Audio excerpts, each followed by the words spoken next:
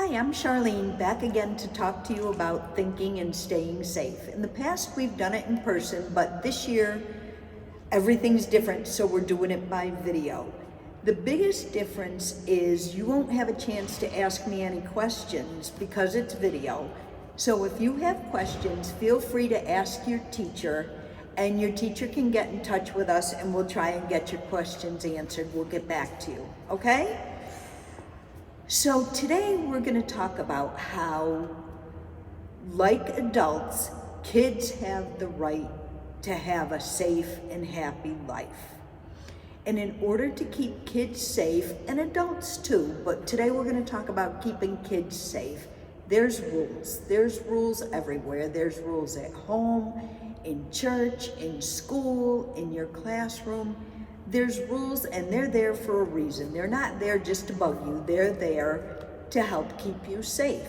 And everybody has to follow the rules. And people that don't want to follow the rules try to do it where they won't be seen breaking the rules. And why is that? Because if you break the rules, you get in trouble or you get punished. And nobody likes that. So the main rule that exists just about everywhere is that we need to treat people with kindness and respect. Okay, and respect means being polite with our words and our actions. And we all know that being kind means being nice. So I just wanted to make sure you understand we have the same working definition of respect, and that means to treat people with, to be polite with our words and actions when we interact with people. And we always need to treat people with kindness and respect. When we don't do that, we get into a place where we don't want to be, and we call that bullying. And what is the definition of bullying? Bullying is when one or more people mistreat another person. And they mistreat them by not being kind and not being respectful. And you know what bullying is, I know you do, but some examples are teasing, name calling, excluding people, not letting them into your group and making sure they know they're an outsider, hitting or punching or any physical stuff like that. But I just want to make sure that we know there's a difference between teasing and bullying. Because we all tease with our friends and our family, and if we're teasing someone, we're joking around in a nice, friendly manner, and they know, the person knows we're joking, and we're smiling and we're happy, and they're not getting upset or offended because they know we're just playing around, we're just teasing.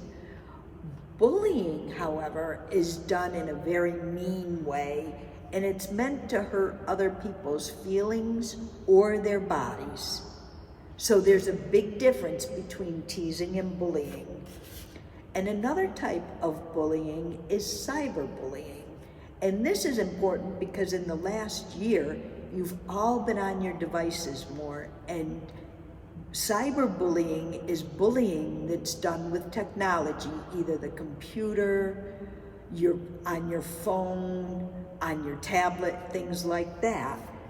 And cyberbullying and bullying are both done where adults can't see because the person doesn't want to get caught. Okay, and cyberbullying can also mean that people are posting something that's mean or untrue about another person where a lot of other people can see it. They're saying nasty things about one particular person where other people can see it. And that's very hurtful. So what can we do? The very first thing we need to do is tell an adult. You all know who the adults are in your life that you can tell things to. Your parents, teacher, faith formation teacher, aunt, uncle, older sibling, anybody like that can help you. Okay, that's the first thing you can do. The second thing you can do, and you only do this if it's safe, if you see someone being bullied and if it's safe, a way that you can try and stop the bullying is say to the person who's being bullied, hey, the teacher wants you, or I think your parents are here to pick you up.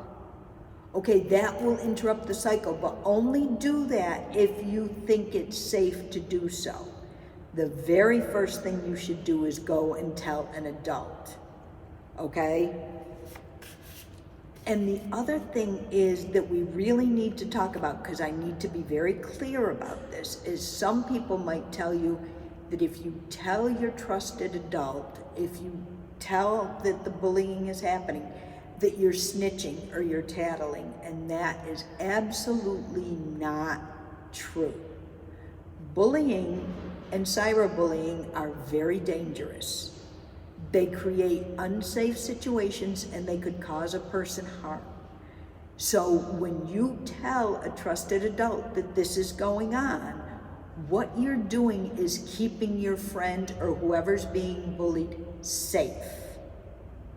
Okay, there's no ifs, ands, or buts about that. You need to tell an adult, because it's the adult's job to keep kids safe.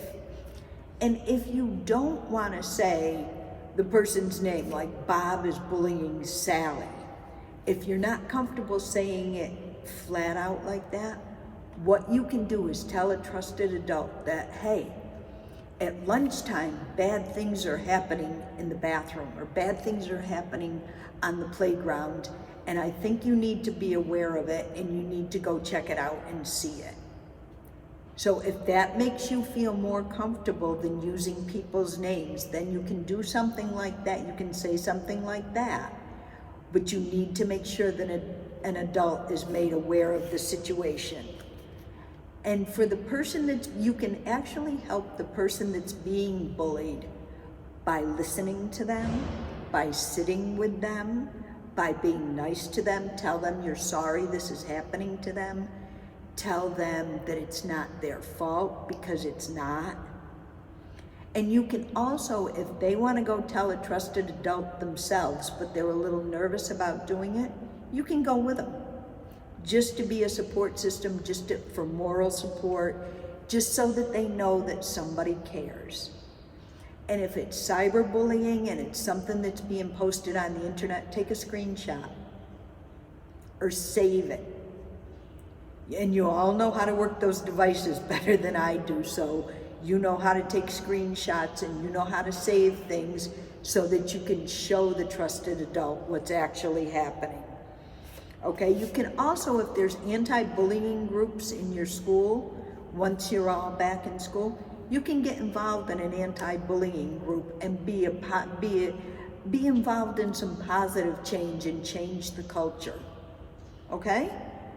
Because I think everybody knows somebody that's been bullied and it needs to stop.